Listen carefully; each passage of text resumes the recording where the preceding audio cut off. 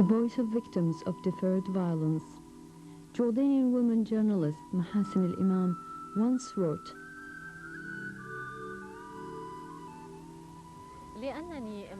"Because I am a woman, and because a woman's anxiety has always been part of my life, I have set my mind on addressing women's issues wherever they are, and no matter how different their culture or belonging might be. At the Arab Media Women's Center, we work as a family. We exercise democracy and listen to one's opinion and counter-opinion. Our motto is to work for all. With these precepts, we have reached out for women, and they, in turn, have reached out for us. For them, we dedicate this documentary, in the hope that we will have put our hand on the bleeding wound and the incessant tear. This is a tribute to all women." What do I suffer from? I don't know. Troubles have varied. I don't feel anymore. Nothing shakes me from the inside. Nothing affects me anymore. All I desire is just to absent myself from this world, to soar high above sticks, free from chains and restrictions, away from angry and reproaching voices that scream and rattle in my head, from which I can find no escape. These are the words of a woman who is faced with many troubles at any one time, to the extent that she loses touch with sanity, that she thinks of nothing but to run away from where she's at. The helplessness within wouldn't allow her to contemplate anything else. Now, is there violence against women in our society? Dr. Hani Jahshan from the Forensic Medicine affirms that violence against women is a health problem. He says the World Health Organization has declared violence, including violence against women, a problem. However, in order to be able to label this as a phenomenon in our society, we have to go back to figures and numbers. We know for sure, however, that the real number documented cases of violence against women is tenfold the existing numbers of cases that get to the attention of police services or even the legal and social services. Judging from the cases we see at the forensic clinics and those that are put before the courts, we can say for sure that there are at least 150 such cases. If we scientifically assume that the real number exceeds this figure by 20 or 30 folds, then it is definitely a phenomenon that should be addressed scientifically. Almost every household in our community experiences a form of violence against women.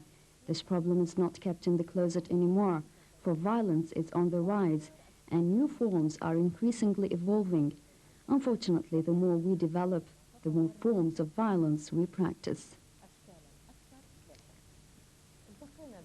This woman has been battered and intimidated.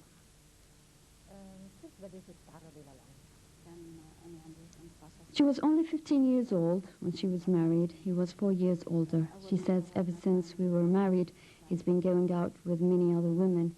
Women should be cautious to this behavior because it really affects their psychology. A woman in such situation shouldn't let things go by. If she faces a problem that affects her being, she should deal with it as it arises. Unfortunately, I did not do so. It kept accumulating, and this is how I ended up, tragically.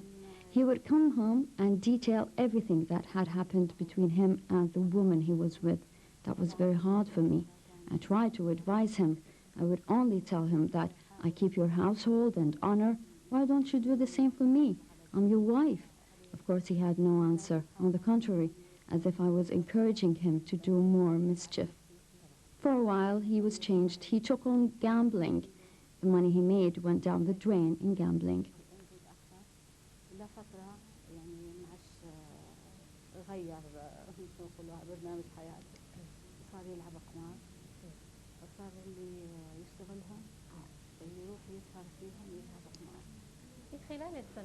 In the last few years, violence against women and the pertinent concepts have become the concern of many world countries. This is duly attributed to the alarming increase in violence against women all over the world and the fact that it had taken new forms that proved terminal for women. Only few Arab countries, however, are taking similar steps to counter violence against women. With this regard, Jordan is considered among the leading countries in countering such acts. Civil society institutions have started early on to address this problem. The existing programs to help women defy these acts of violence are among the most important such programs in the Arab world. Indeed, the legal, psychological and social guidance telephone program of Jordan's Women's Union is the first of its kind in the Arab world. Moreover, the government's concern with this issue is particularly seen in the many projects set up to counter domestic violence.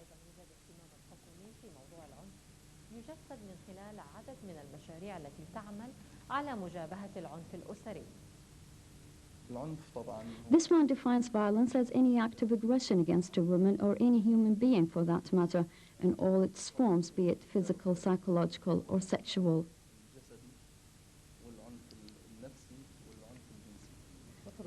Another says it is physical in the first place, psychological violence comes in second, while a third describes violence as an odd word with many definitions. But in short, he says, if we look around us, we'll find that violence brings about social domestic problems and renders children homeless.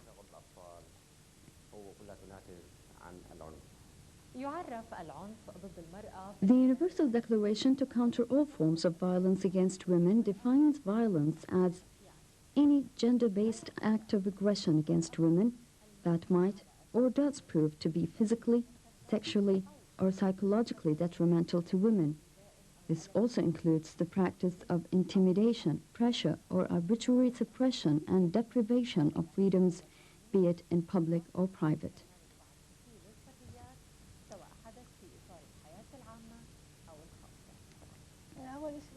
This teenage girl first experienced violence at the hands of her mother. She says at the slightest mistake, my mom would hit on me.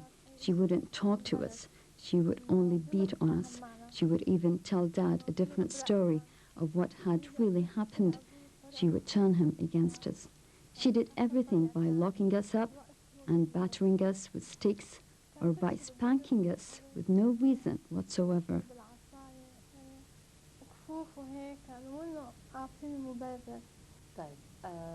ليش كانت تعاملك بالطريقة هاي؟ أو ليش تعاملكم بالأسلوب هذا؟ I don't know why she did it. Maybe she liked to hit us. Don't know. She married young. Maybe this is so. She was used to beating on us. She wouldn't talk sense to us. Battering was her best way. She used to lock us in the attic, turn off the lights and lock the door, tell us that the mice were coming for us. We were kids. I was shivering and so frightened of mice. She scared us and locked us.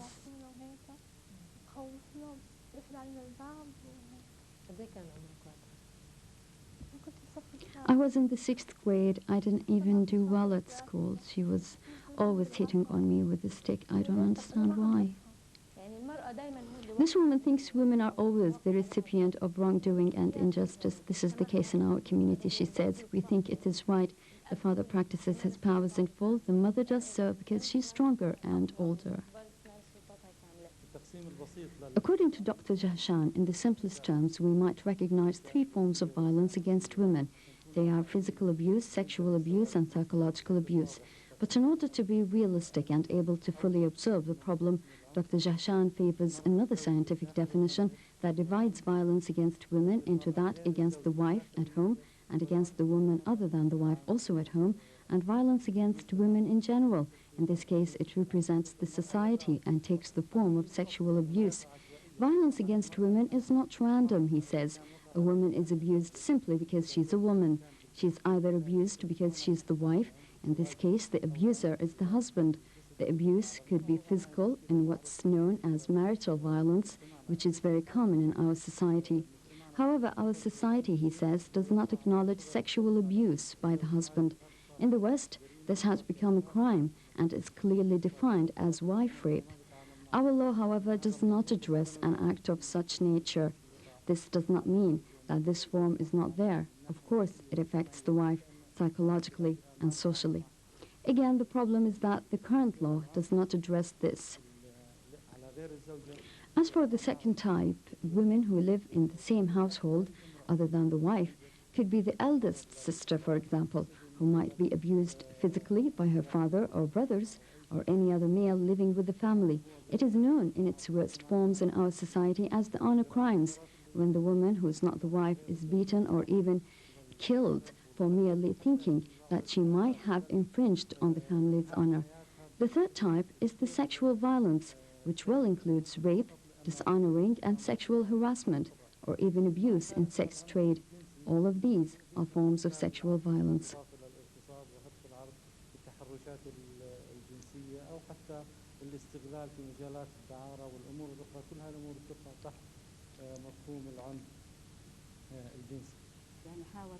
He tried once to drop me from a 3-meter height. We had argued. I asked him why he went out with another woman.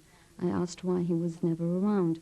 I told him I had needed him more than any other woman he went out with, but he pushed me on the floor. I was 4 months pregnant with my second daughter. It was raining. My hair was all wet. She put me in the car. My younger brother was in. He asked where I was. When I replied, "None of your business," she got out of the car and beat on me in front of everyone. She pulled my hair and called me names. When we went home, she beat on me with a stick. I felt my bones were smashing.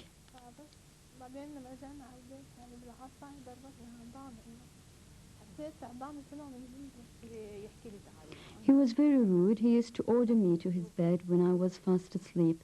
He had no manners. He used to pull me by the hair and force me down. What do you think a woman like me would have felt?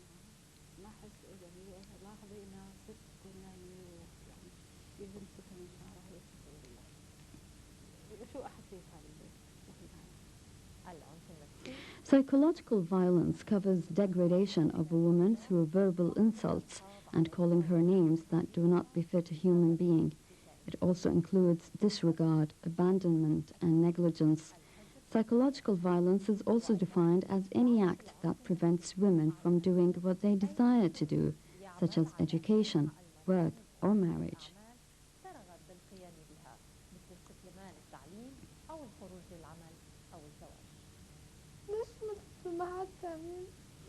Why wasn't she like other mothers? When I would go to my friends, their moms would hug me and welcome me in and ask how I was doing.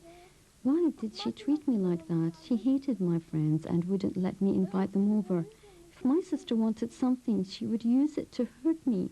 She even said it out loud to Dad. She said, "I might harm your daughters." Why does she hate us? I once wanted to sit in her lap. She pushed me away. "Get away from me," she said.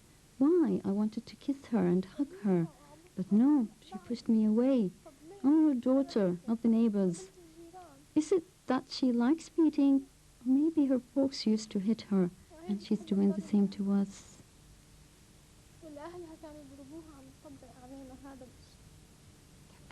Do you love her? Yes, I love her. But why does she treat us by hitting on us?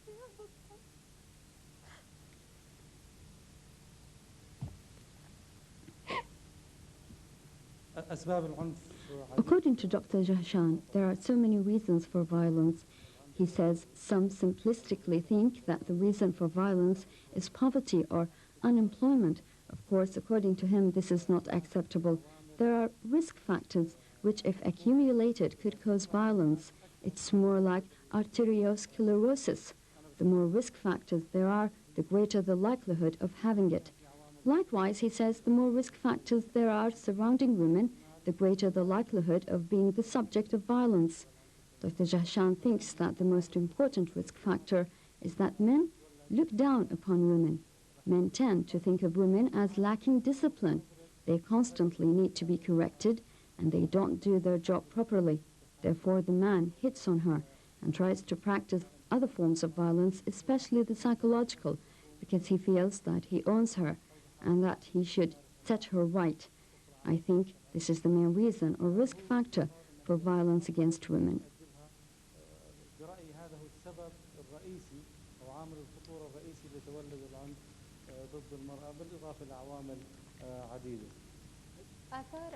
A woman who's battered and intimidated tends to feel a lack of self-esteem, feel insecure, feel incapable of raising the children, be physically harmed. In some cases, this could result in severe injuries or even permanent handicap, loathe marriage, thus seeking divorce or separation that only keeps the external form of a family unity.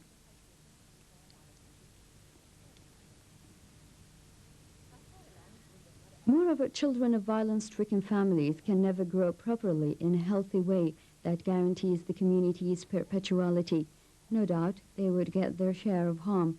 Even if we presume that they do not experience violence directly, surely being a witness to such violent episodes would have serious consequences on children's well-being. The child helplessly watches his mother, his safe haven, being bullied. Had the assailant been a stranger, the child would have stood up against him. But he's not. In fact, the assailant himself is also dear to him. This complex and perplexing situation reflects negatively on the child as he or she suffers from physical harm for virtue of being there, lack of sleep and concentration, night bedwetting, eating disorders, fear, rage, low esteem, self-esteem and anxiety, lack of self-respect, loss of childhood, physical disorders such as depression and frustration, solitude, loss of friends and connection with family. The behavior of the child is also disrupted as they consider their father their role model. In no time, they grow to be violent. They also tend to take insults lying down, whether at school or on the street, thus developing a shaky character. Eventually, they end up dropouts and delinquent. We asked this abused woman how her children reacted to the violent episodes they used to see at home. She said it reflected negatively on their psychology. If I got one of them a toy, a doll, he would see it as a ghost. He wouldn't play with it. On the contrary, he would break it and beat on it and throw it away. This is what they learned from their father when he was hitting me. You told me your boys are now married. Do they practice the same kind of violence on their wives? Yes, it has affected their psychology. My problem is that I have a son. I gave birth to him, nursed him, and raised him. But within a year, his father decided to take him away from me, just like that.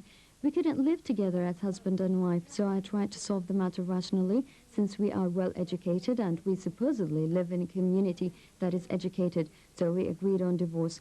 The problem arose when he used the boy as a bargaining chip. My divorce for my son. Women are always subjected to injustice. Even in divorce, it is just not fair. If I want to see my son, I'm only allowed 2 hours to do so, as if he were somebody else's, but he's mine. And I have to use those 2 hours to give him all the love I have for him. But I'm sure no child who is brought up as such grows to love his mother, because you yourself cannot show him how much you love him. Besides, I can't keep him in one place for 2 hours. He's always busy doing something else. He's a child. I still haven't found a solution to this problem. It's not fair. And this has always been the case for all women. If she keeps silent and succumbs to what is said about her or the rules put against her, she'll give men the opportunity to indulge in their tyranny. She should stand up for herself. She should say no from the very beginning. She should gain her freedom and give her opinion properly. I might have passed that injustice, but there are others who should put an end to their misery. Who gives men the right to beat on their wives? Who made them the judge and the offender? Some say religion granted them that right. But if we refer to the Prophet's Sunnah and life, we will find numerous examples urging and affirming respect and honor for women. In the Hadith, the Prophet, may peace be upon him, reproached a man who beat on his wife. He said, "Don't you feel ashamed when you at one time beat your wife as if she were a slave and embrace her at another?" Therefore, if we truly derive our rules from the Holy Quran, then the Quran itself ordains that we take the Prophet as our role model. The Prophet, for that matter, never hit a woman or a servant or anything except when he was fighting the enemies in jihad. This man believes that when the husband duly assumes his responsibilities and his wife likewise, no violence would occur. However, if violence does occur, he thinks the man's hand in this case should be cut off. However, he says that if the wife herself is not behaving properly, then the husband should take all means to correct her. Sometimes men reach a stage where the only answer there is to treat her violently. If we were to ask who's responsible for the continuing violence, would the answer be the media that sees a woman from specific angles, depicting her as the tyrant or the outcast, or the ignorant who deserves what befalls her for her weakness? However, this very media overlooks bright examples of women who fight bravely, seek good education, and toil tirelessly. Indeed, written journalism has failed to adequately address the problem. Or could it be the responsibility of the law that has overlooked this matter? In fact, we still lack a legal solution and framework for this issue. The Jordanian Penal Code has no mention of violence against women. This, in turn, explains why women do not resort to the law in countering violence. Or could it be the society that has driven this woman into a life of misery and coercion? The society has always seen women as the weak half that has no rights. Women, accordingly, will forever be immature, regardless of their education or upbringing. Women are not trustworthy. They should not be delicately treated. Interestingly enough, in folklore, a girl pampered dishonors you, while a boy pampered enriches you. So as not to overlook the problem, the number, those curse, make us see into them and acknowledge that it is not a problem for Jordan or the Arab world only. On the contrary, it's universal, even when each country has its own case. In Jordan, 613 cases of domestic violence have reached the Family Protection Unit in 2000. In 2001, the figure stood at 442. The report in June 2002 puts the number of abused women at 6,164. In the United States of America, 30% of American women are subject to violence, as 1.8 million women are abused every year. In France, women make up 95% of violence victims. 51% of them are victims of marital violence. In Croatia, the number of abused women stands at 12,000 every year. A poll covering 3,000 Croatian men showed that 85% of them admitted to beating on women, whether within their families or outside. In Egypt, 1 woman in every 3 is battered by her husband at least once during their marriage. What can we do to counter violence, to better orient the media to be more fair towards women's rights and to fight violence against them, to issue legislation that specifically deals with domestic violence, to lead campaigns spreading awareness among the public, to train the staff in the field of countering violence against women, to reach out to all classes of society and to spread social awareness, to conduct studies showing the real size of the problem. I really hope that you can help me, because I'm really tired and need your help. I need people to stand by me, help me financially and morally. I don't have anyone to help me. We need to have our voice heard, to reach out to people who would care about us and feel with us and our kids. I don't provide my kids with the kind of living they hope for.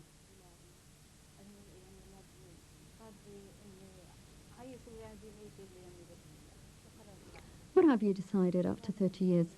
I haven't decided yet. I implore that you advise me what to do. Stay with my husband and kids or leave him.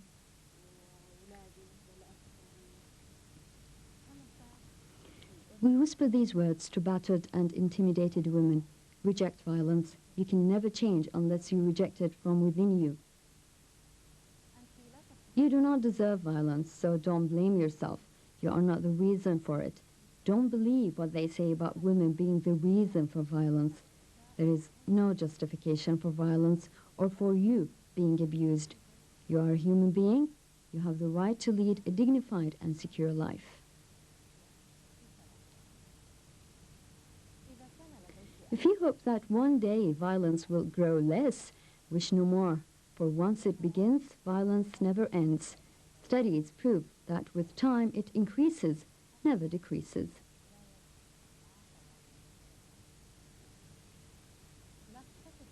Don't believe that he loves you. A lover never hurts. It's Speak up. Your silence gives violence a louder voice. Don't wait for a savior. There is none but you. Don't answer to violence by violence. You might lose yourself. Don't hesitate to seek the help of trustworthy people. Learn your rights. There are laws that protect you from violence. Women don't deserve this. Don't deserve it at all. They don't deserve to be treated violently because any marriage based on violence will never last.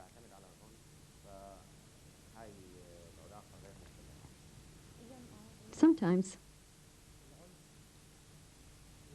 Again, Dr. Jahshan affirms that violence is a crime punishable by law. It's a health problem. It is a social and psychological problem, he asserts.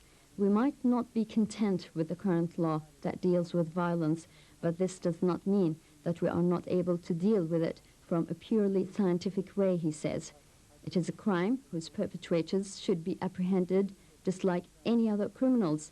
No human being deserves to be treated violently. Women are no exception. On the contrary, she is the wife and the sister. She makes up half of the society. She should be treated with much respect and awe. The dignity of humans should be kept as such. I simply say, no, women do not deserve violence.